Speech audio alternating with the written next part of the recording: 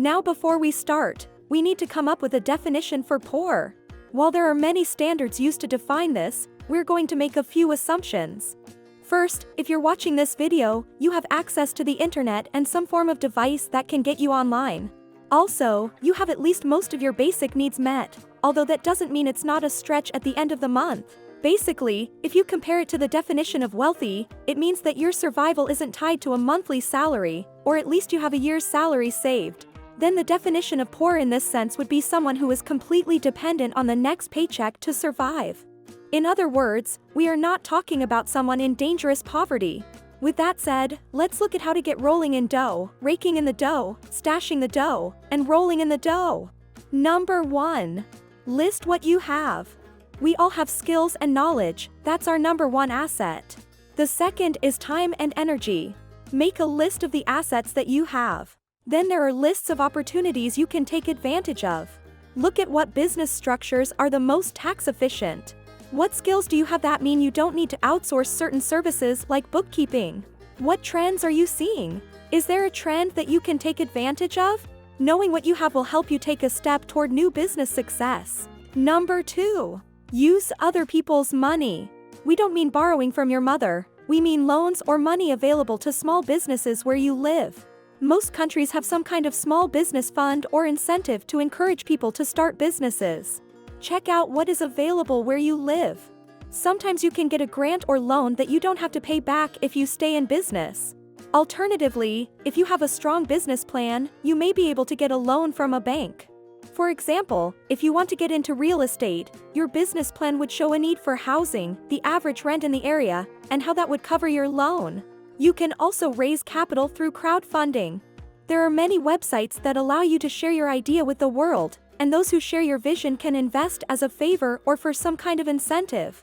This requires a lot of social leverage to work, but more on that later.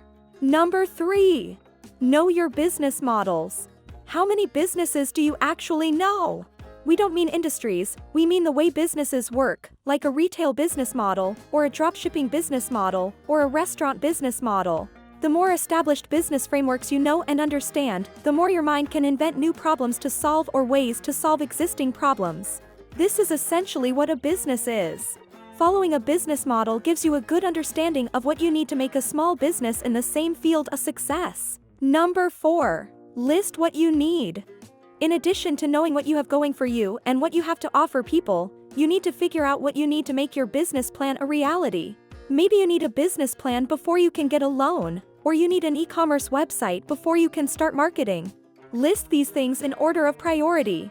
What do you need to get to the next step in your business development? Number 5. Trade what you have for what you need. If you want to start a business, that usually means you have something to trade. Use it to get the services you need and your first happy customers. If you're starting a pet sitting business, offer your services to a local printer in exchange for the business cards you need to print.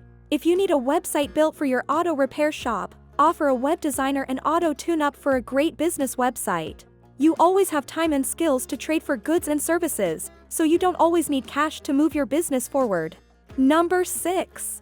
Only invest what you can afford to lose. It doesn't make sense to gamble with your family's future. Don't spend your children's college fund, your home savings, or quit your job if it will leave you and your family destitute. Moving money isn't just about leaping without looking. It's about taking calculated risks. Make sure you've done your homework. Number 7. Leverage your network. Networking is essential in business. You can't have one without the other. We're true believers in the power of networking and leveraging your network. Number 8. Start with nothing, but start selling anyway. You don't need a car to have the largest taxi network in the world. Just ask Uber. You don't need a hotel to be the largest accommodation giant in the world. Look at Airbnb. You don't need a single product to open an e-commerce platform. You don't need warehouses, you don't need trucks, you don't need packaging, you don't even need your own support staff. All you need is a supplier. Find a product that you think there's a market for and that you can sell. Then build a website and spend some money on advertising or use your network to get some free advertising. And if you work hard enough, the sales will come. Then, when the sales come in, you place your order and the supplier ships directly to your customer. Shopify is a powerful e-commerce platform that powers over 1 million independent businesses. Number 9. Sell services. You don't have to sell products if that seems daunting. You could sell your skills. Selling a skill is trading your time and skills for money, and it usually doesn't require a lot of startup capital if you start small. Of course, you can't use the sell now, build later model mentioned above because you need to know you can deliver the service before you promise it. For example, don't offer to do someone's bookkeeping if you don't already have the skills. After all, in business, you're only as good as your last audit. Number 10. Don't buy, rent. In the spirit of the Uber and Airbnb business model, you don't have to own every piece of equipment you need to start your business dreams. If you want to start a video production company, you can rent the cameras and equipment you need on an as-needed basis. This way, you're free from monthly insurance costs, you don't have to take out a loan and pay interest, and you don't have to pay for maintenance and upkeep. This applies to any industry, from construction to travel. You can even rent restaurant-quality kitchens on an hourly basis to deliver food through an app like Uber Eats. This method reduces your startup costs and minimizes your risk. That way, if it doesn't work out or your initial plan needs to be tweaked, you won't be left with a lot of irrelevant equipment. Number 11. Don't fall for a scam. If it sounds too good to be true, it probably is. Maybe you've seen the ads, make money from your living room or be your own boss. It's probably not a legitimate business. The bottom line is that business is hard work, and it takes some form of novelty and timing. You either have to sell a product or a service, that's the bottom line. There are millions of people out there working just as hard as you, so you have to pull out all the stops to make it happen. Think about it, if it were easy, everyone would be doing it. Number 12. Selling information. Another type of service business we haven't mentioned yet is selling information. If you have a great deal of knowledge or a lot of experience, then basically anyone a little lower on the knowledge and experience scale could benefit from your help. So why not package that knowledge and sell it? All it takes is writing it down and using any number of online ebook publishers that will help you turn your words into a great package of instruction. This could later branch out into merchandise and products, who knows, maybe even a book deal. But for now, it's a great way to get started at almost no cost. Number 13. Find a hole in the supply chain. Every single supply chain has a waste product, and that is a business opportunity. Think beyond the craft economy, there are plenty of those on Pinterest. Maybe you live in a mining town or near a train station. There's plenty of waste material from these industries that can be reused for construction. Maybe you live near a chicken farm and can turn manure into compost, or near a forestry operation and can turn stripped bark into firelighters. Wherever you live, you'll find that there's a gap in the supply chain that's creating waste, and waste costs businesses money. Sometimes, just by connecting one company's waste to another company's needs, you can create a lucrative side business for yourself, because you may find that they will pay you to take the waste off their hands. You'll even have some extra cash flow to plow into your new business. Number 14. Experiment and adapt.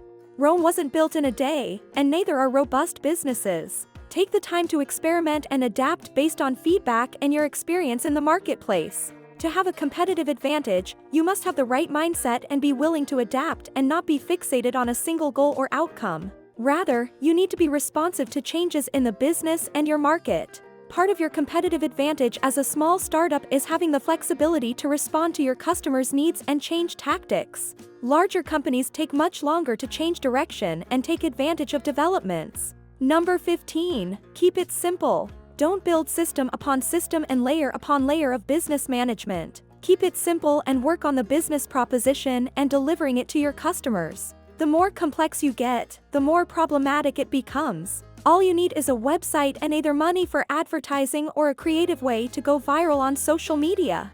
That's it. That's the starting point for most businesses in the 21st century. So, that's it for today. But we're curious, what inspired you to start something new? Your experience might inspire another one, so spread the love.